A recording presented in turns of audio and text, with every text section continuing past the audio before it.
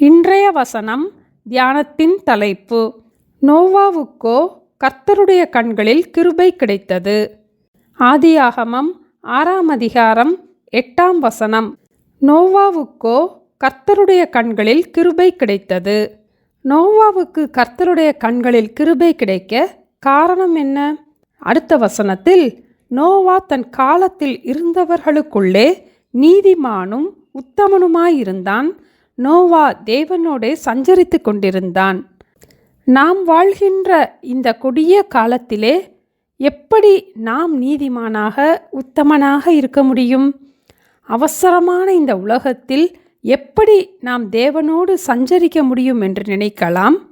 உலகம் முழுவதும் பொல்லாங்கனுக்குள் கிடக்கிறதைப் போலவே நோவாவின் காலத்திலும் இருந்தது.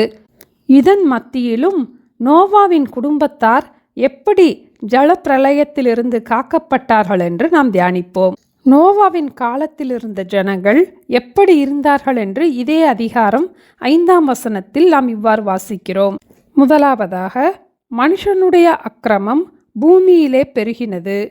இரண்டாவதாக, மனுஷனுடைய இருதயத்து நினைவுகளின் தோற்றமெல்லாம் நித்தமும் பொல்லாததாயிருந்தது. மூன்றாவதாக, மாம்சமான யாவரும் பூமியின் மேல் தங்கள் வழிகளை கெடுத்து கொண்டிருந்தார்கள் என்று 12ஆம் வசனத்தில் நாம் வாசிக்கிறோம். நான்காவதாக, அவபக்தி உள்ளவர்களாயிருந்தார்கள். 2 பேதுரு 2ஆம் அதிகாரம் 5ஆம் வசனம். ஐந்தாவதாக, மத்தேயு 24:39 ஜலப்பிரளயம் வந்து அனைவரையும் வாரிக்கொண்டு போகும் மட்டும் உணராதிருந்தார்கள். பாவத்தை குறித்தும் நீதியை குறித்தும் நியாயத்தீர்ப்பை குறித்தும் உணர்வில்லாத இருதயத்தோடு அந்த ஜனங்கள் இருந்தார்கள். இப்படிப்பட்ட பாவம் நிறைந்த ஜனங்களுக்கு மத்தியில்தான் நோவா நீதிமானும் உத்தமனுமாயிருந்தான். தேவனோடு சஞ்சரித்து கொண்டிருந்தான். அந்த காலத்தில்தான் நோவா நீதியை பிரசங்கித்தார் என்று 2 பேதுரு 2ஆம் அதிகாரம் 5ஆம் வசனத்தில் நாம் வாசிக்கிறோம். நோவாவுக்கு யாரும் செவி கொடுக்கவில்லை. நோவா பேழையை கட்டுவதற்கு மற்ற ஜனங்கள் வேலை செய்திருந்திருக்கலாம். ஆனால் தேவனுடைய வார்த்தைக்கு அவர்கள் செவி கொடுக்காததால் பேழைக்குள் பிரவேசிக்க முடியவில்லை. கர்த்தருடைய வார்த்தைக்கு செவி கொடுத்த நோவாவின் மனைவி, நோவாவின் 3 குமாரர்கள், அவன் குமாரரின் 3 மனைவிகளும் பேழைக்குள் பிரவேசித்தார்கள் என்று ஆதியாகமம் 7ஆம் அதிகாரம் 13ஆம் வசனத்தில் நாம் வாசிக்கிறோம். ஆதலால் நோவாவின் குடும்பம் காப்பாற்றப்பட்டது. நாமும் நோவாவைப் போல சமயம் வாய்த்தாலும் வைக்காவிட்டாலும் ஜாக்கிரதையாய் திருவசனத்தை பிரசங்கம் பண்ணுவோம். இந்த வசனத்தை 2 தீமோத்தேயு 4ஆம் அதிகாரம் 2ஆம் வசனத்தில் நாம் பார்க்கிறோம்.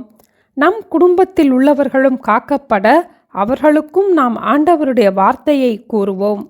நோவா தனக்கு கர்த்தர் கட்டளையிட்டபடியெல்லாம் செய்ததால் நோவாவும் அவனுடைய குடும்பத்தாரும் ஜல பிரளயத்திற்கு தப்பினார்கள். நாமும் நோவாவைப் போல இந்த பாவம் நிறைந்த காலத்தில் இருக்கிறவர்களுக்குள்ளே நீதிமானும் உத்தமனுமாயிருப்போம். தேவனோடு சஞ்சரித்து கொண்டிருப்போம். நமக்கும் கர்த்தருடைய கண்களில் கிருபை கிடைக்கும். நோவாவுக்கோ கர்த்தருடைய கண்களில் கிருபை கிடைத்தது. ஜெபிப்போமா? எங்களை நேசிக்கிற எங்கள் அன்பின் ஆண்டவரே, நோவாவைப் போல நாங்களும் நீதிமானும் உத்தமனுமாயிருந்து தேவனோடு சஞ்சரித்து கொண்டிருக்க எங்களுக்கு கிருபை தர ஜெபிக்கிறோம் அப்பா. நீதியை பிரசங்கித்த நோவாவைப் போல நாங்களும் மற்றவர்களுக்கு திருவசனத்தை சொல்ல எங்களுக்கு உதவி செய்ய ஜெபிக்கிறோம் அப்பா. நாங்கள் எல்லாரும் பாதுகாக்கப்படும்படி எங்கள் எல்லோருக்கும் கர்த்தருடைய கண்களிலே கிருபை கிடைக்க வேண்டுமாய் இயேசுவின் நாமத்தில் ஜெபிக்கிறோம் பிதாவே. ஆமேன். Thank you. Have a blessed day.